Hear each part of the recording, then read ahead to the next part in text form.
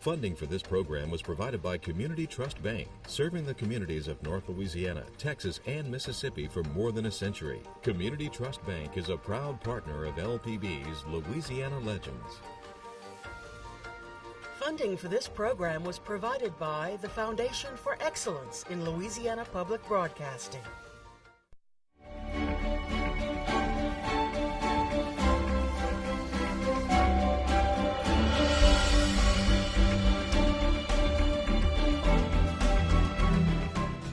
Born in Muskogee, Oklahoma, to a Delaware Indian and a red-headed Irish schoolteacher, Gayle Hatch grew up tending cattle and horses with his hero, his dad. At age 8, his family moved to Baton Rouge.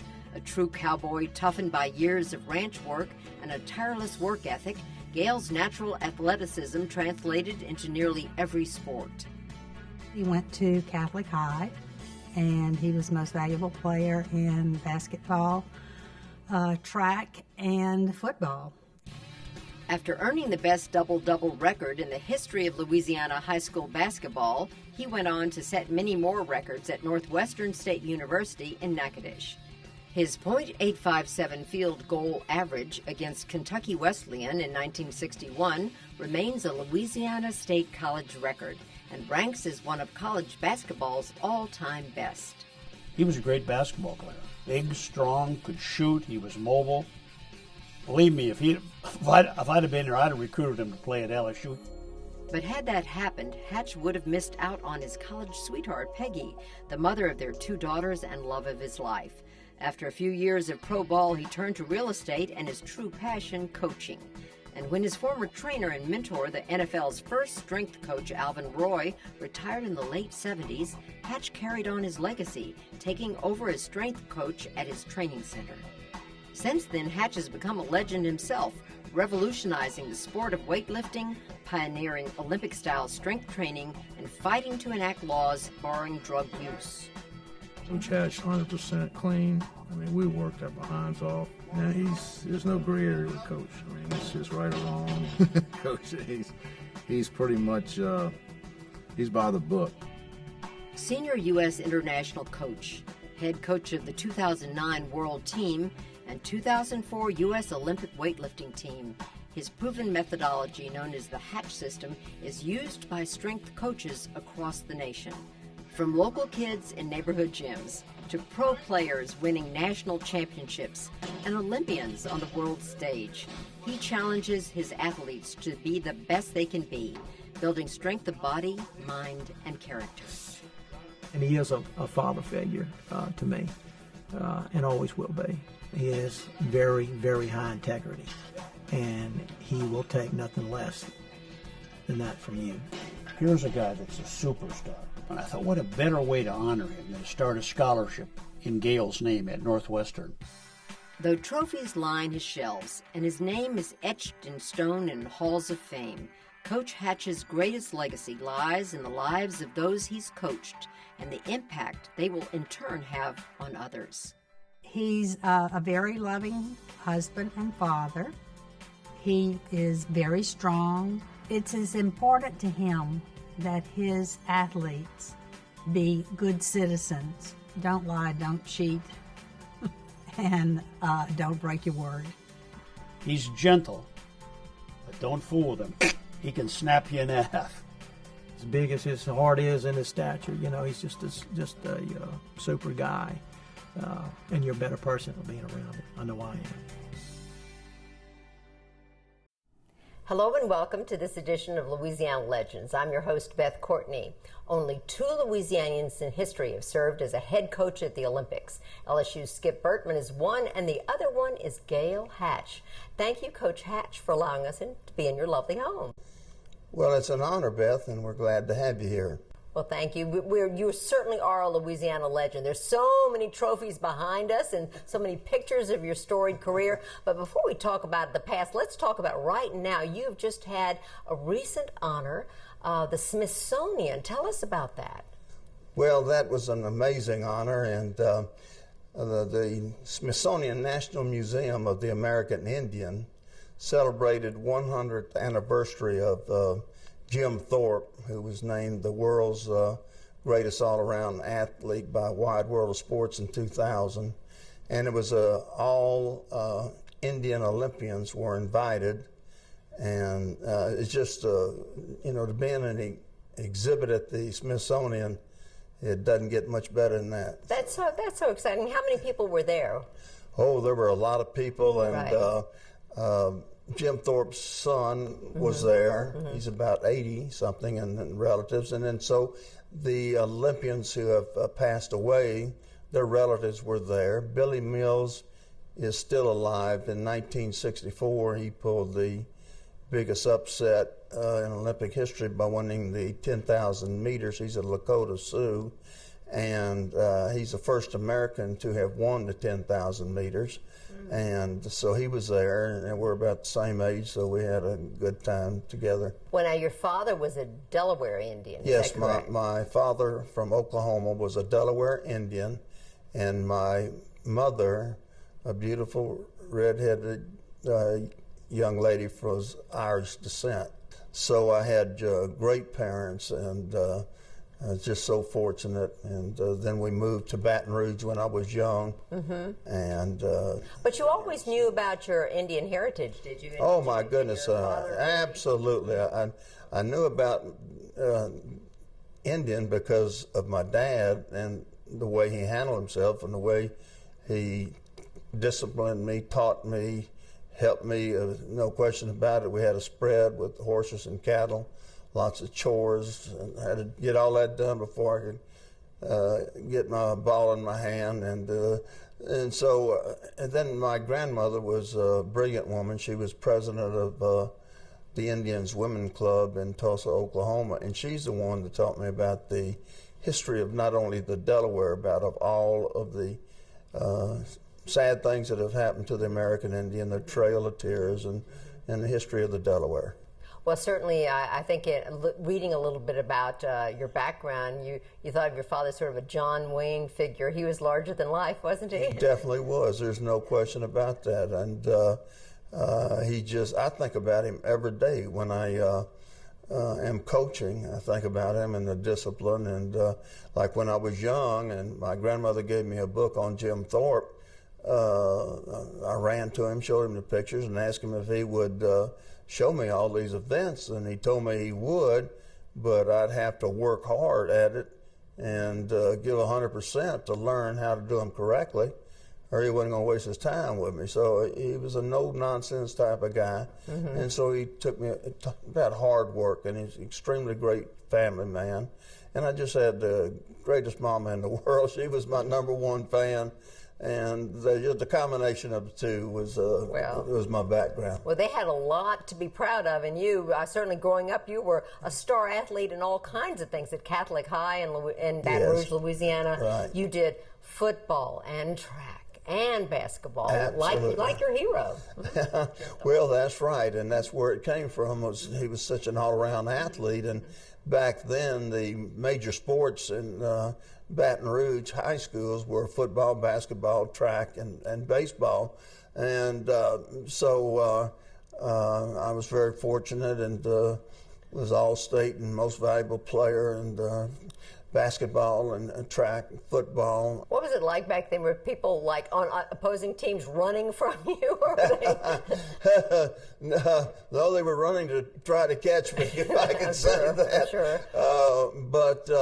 No, I just played very, very hard, and I had a great coach, Mel Didier, my freshman year, and he really drilled me in the fundamentals, and became the only freshman in the district to be part of the varsity basketball team, and that's where it started. Well, why did you decide to go into basketball rather than one of those others when you went to Well, Northwestern? the thing about it is, when you go to college, you have to make a choice, and it was so close between football and basketball.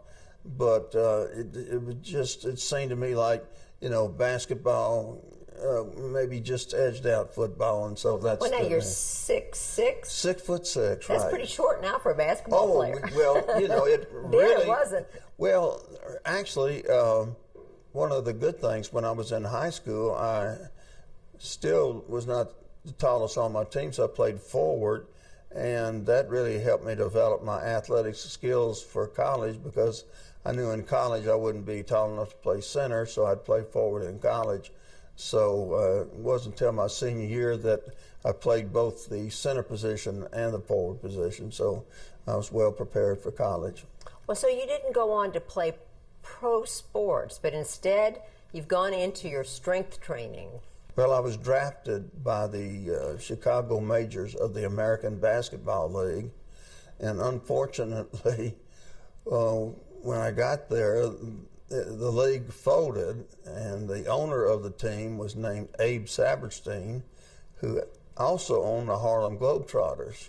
So he let us finish out our contract by traveling and playing against the Harlem Globetrotters, so that was quite... But you had to lose against the Harlem. We had to lose. They let us play about 10 or 12 minutes of straight basketball, and then we had to let Meadlark Lemon and Curly Neal, those guys, put on their show. Oh, well, that's kind of fun. So now you did you transition then at that point into what more of the coaching and strength training then? When did that happen? Well, when I was in high school, I was tall and rangy, and my dad said, son, you need to go see Alvin Roy. So I went to Alvin, and he started training me in high school, and we had some really great athletes. I think probably the 50s might have been the glory decade of athletes, because Alvin was training Billy Cannon, future Heisman Trophy winner, Jimmy Taylor, all-time NFL great, Bob Pettit, all-time NBA great, myself, and a lot of players that went on to be on the 58 National Championship football team. And so when I started training with weights, it was like throwing gasoline on fire. I wasn't a rangy, weak kid. I was a rangy, strong kid. Then I just started filling out and getting stronger and stronger. And so I just fell in love with it. So when I did get through with my pro career with basketball, I came back to Baton Rouge and started my strength training career, because Alvin Roy decided to sell out his club in 1978.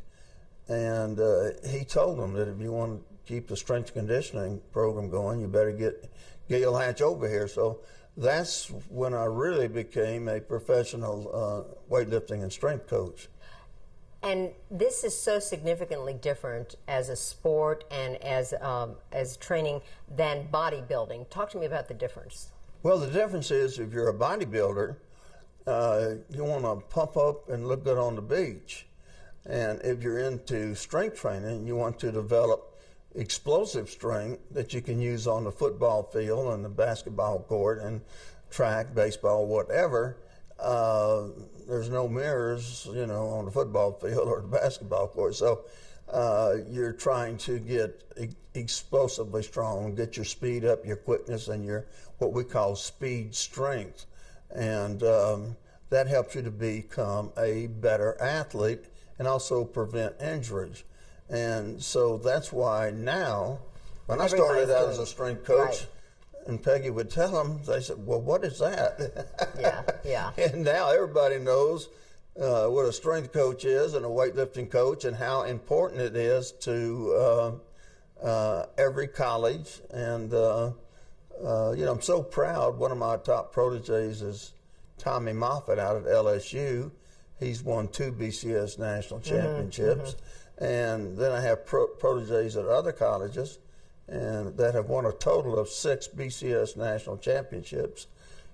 So really, a method you use it's the Hatch method, isn't it? It's called the Hatch system, Hatch system, right. My proteges use that in strength training. And then also, I wear 2 hats as an Olympic weightlifting coach, and then I have proteges that have gone on to success using the Hatch system in Olympic-style weightlifting too. Well, certainly the South is obsessed with football, and everybody now is doing what you have advised as well. And so now they're stronger and quicker. Isn't that one of the... That is the key, Beth. Isn't that it? Yes, you're exactly right. I mean, you could have a strong man come in here now that's 300 pounds, that's been delivering refrigerators all of his life, and he could move a refrigerator from here to the fireplace over there, but he couldn't move it as fast as Booger McFarland, one of my favorite linemen that I trained. He's a 300-pounder. He couldn't move it as fast as Booger can move it from here to there. Wow. So one is pure strength, and the other is explosive strength. So pure strength that can't be converted to explosive strength is of little use to an athlete. Supposedly, you were so strong that you were raising money early in your career by saying you were doing strength. Did you do arm wrestling? Yes, I did. Yes, in my younger days, when we had the weightlifting meets and powerliftings, I challenged all comers to arm wrestling matches, and don't want to brag, but I was undefeated, and but the money that I would win didn't go in my pocket. It went to buy equipment for our weightlifting and strength conditioning program. Well, you know, you've had a wonderful partner with you all along the way. You met her at Northwestern when you were there, and your wife, Peggy. She's a math whiz, I understand. She's just the most loving, caring person that I've ever known. And I fell in love with her. I didn't know this could happen. I did have a few girlfriends in college, you know, being a star basketball player. But boy, when I saw her walking across the campus, I mean, that was it. And we were college sweethearts, and recently celebrated our 51st anniversary, and she became part of the team. She's been a scorekeeper from all the local meets to the world championships, in fact. And that's how we make a little vacation. If we go somewhere to a weightlifting meet and it's close to the Grand Canyon, well, then we stay 2 or 3 days and visit. And but she's just been a wonderful. She's my heart, no question about it. Did she get to go with you when you went to Athens? Oh yes, Greece? she did. She did get to go. Well, now tell us about that experience.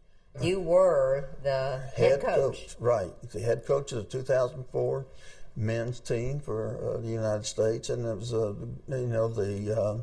I reached the summit of my career, because if you're a baseball coach, well, I guess it's the World Series. If you're a football coach, it's the Super Bowl.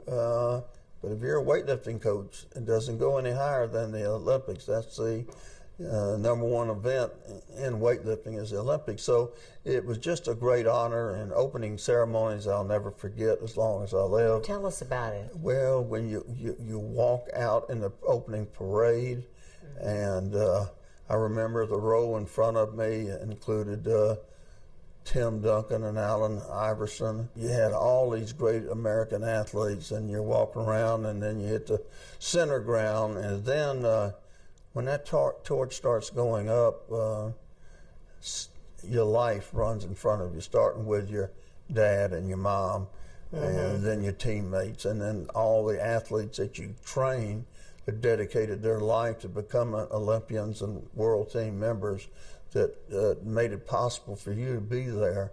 And it's just the most exciting feeling in the world. And then when that's over with, well, then it's ready to start business. Weightlifting is far more complicated, I understand, than simply lifting it. You have to calculate all the various the weights, and it's almost some math. It is, design, absolutely. if you will. There's no question about it. Another part of Olympic style weightlifting is the technical part of it, whereas opposed to maybe powerlifting, where it's basic movements. There's so much skill lifting and technique involved in the Olympic list. Getting the weight from the floor over your head takes so much technique, so it's a combination of strength and technique, which the athlete has to continue to improve throughout his career. And I just have to mention my great athletes. Like Tommy Calandro. Tommy Calandro was my first superstar and made the 1984 Olympic team. Then followed up by Brett Bryan, who made the 1988 and 92 Olympic team. He was in my program for 12 years. Then after that, we had Blair Lebrano, who made 4 world teams. My current star, Matt Bruce, has made 5 world teams. And, we've had Buster Bourgeois, Brandon Baker make these world teams. And so these are the guys responsible. And talking about great honors, right behind me you'll see 3 Olympic blazers. And those blazers were presented to me at a banquet. And after the banquet was over, Tommy and Brett came up and said, "Coach, we have something special for you we want to give to you." And of course it was covered up with paper, and they brought it out, and I couldn't begin to think what it was. And then they took the paper off, and there was their blazers that they wore in opening ceremonies at their Olympics. And I thought, my goodness, they have mothers and fathers, they have wives, they have children, but they think that much of their coach that they're going to, so that was just... Well, we certainly heard that when you were named a Louisiana Legend, because we heard from all of the people that you've coached, and they seem to look at you as a father figure, sort of, too. I think that's exactly right, that it's a coach... it starts out as a coach, and then the influence that you have on them. And of course, in our program, we also are kind of like I'm kind of like my dad on that. We teach about values and responsibilities, and how to say yes sir and no sir and yes ma'am, and how to work hard. And they know if they give me 100%, they'll get a pat on the back, and if they don't give me 100%, they're going to hear something harsh from me. A little tough love. A little tough love, right. If you will. So, but they seem to respond to that, and it's just, it's paid off, and we're so proud. And you are adamant about no use of steroids. That's right, absolutely, and I fought that my whole adult life. I don't let my lifters worry about that. I tell them, we train drug-free, and we're going to get you as strong as you can, drug-free, and I'll fight the steroid problem behind the scenes, and we don't want to use that as a crutch. So in 1990, I got the United States Weightlifting Federation to start out of competition drug testing. And so they could show up at my gym and say, "We're here to test you, Matt Bruce." So the lifters that are on the national squads, junior and senior, have to give them a calendar of where they're going to be every second of the day, so they could show up at the gym, at the house, or whatever. And that helped out, because it used to be they get 6 weeks notice. Well, like the NFL used to do, well, any fool can get off of it 6 weeks ahead of time and pass the test. Right. So it's really helped out here in this country, but we're still shooting BBs against bullets when it comes to around the world, right? Because they have scientists and government-supported weightlifting programs that are constantly working to beat the test. You do sort of look at those like Eastern European ones that look like... Absolutely, there's no question about that. I mean, the Bulgarians got kicked out of the 2000 Olympics, and I thought, well, at least they'll be held out of 2004, but no. They paid $100,000, and there they were lifting in 2004. It really upset me. So it still is a problem. It still is a problem. Yeah. But 20 years down the line, your athletes are so proud that you trained them drug-free, and that's how you get that honor that's behind me, to show their respect. Well, now, do you train women as well? Oh, yes. We've had lots of great athletes throughout the years, women athletes in basketball and volleyball. I just got through working with Lolo Jones. She came by to see me a couple of months ago to try to get better at her technique on the power cleans and Olympic lifts, and such a tragedy she had when she hit those hurdles a few years ago. But everybody remembers that image. Everybody remembers that image, and she's such a beautiful girl too. Right. But I'm very proud of my one of my proteges. I not only have Tommy Moffett at LSU, I have Melissa Moore, and she just got her team to the College World Series. She's the strength coach for softball and women's basketball, and so she's got 2 Final Four rings and a College World Series, and she never misses a week. For 7 years, she's been coming straight to the gym to learn more and more about the Hatch system and the proper technique of the Olympic lifts. do you see in the foreseeable future you're going to continue doing this? This is what you Well, love. I'm going to continue to do this until I can't do it. There's no sign, there's nothing that tells me that I'm going to retire from this. As long as the athletes keep coming to me, the long as the parents keep sending their young athletes to me. And I'm the first to say that the program is successful because of the parents in the Baton Rouge area that have sent their children and entrusted them in me. And so excited that one of my favorite athletes, Warrick Dunn, is going into the Louisiana Sports Hall of Fame. I trained Warrick from the time he was in high school through college, and his full 12-year pro career, he came back to Baton Rouge to train with me. So he's a very, and I'm telling you what, it's just amazing, but it's hard to believe, but he's even a better human being than he is an athlete, and he's a great athlete. He started his holidays for home in honor of his mother, Betty Smothers, who got killed off duty. Isn't that a wonderful thing that you can combine that humanitarian effort with success? Yes, it is. And we see such sad results from NFL, NBA players.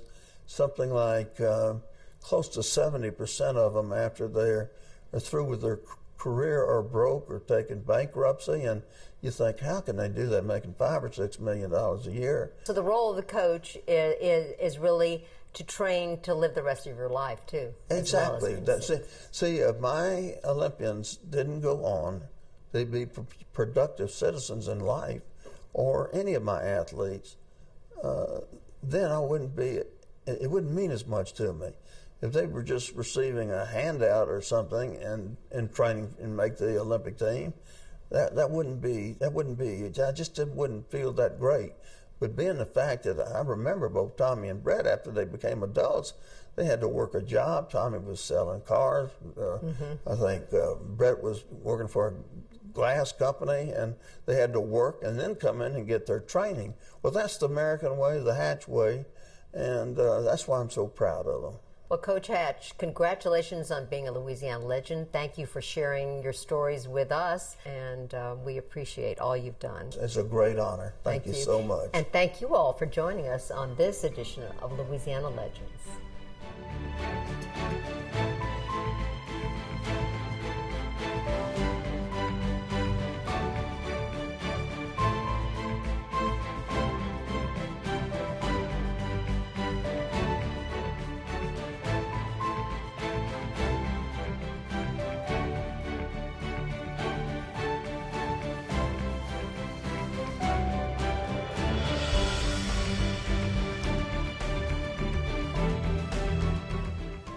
For a copy of this program, call 1-800-973-7246 or go online to www.lpb.org.